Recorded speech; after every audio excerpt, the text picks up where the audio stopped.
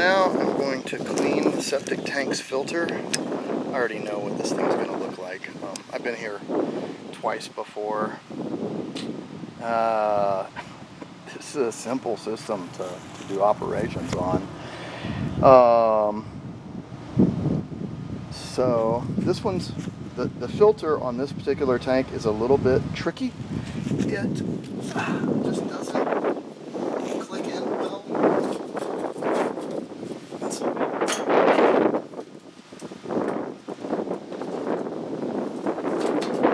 The PVC pipe needed to be a half an inch long.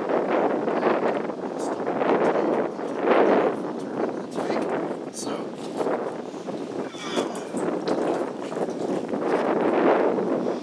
yeah, this filter, it doesn't even need to be cleaned. I'm going to clean it, but it will just doesn't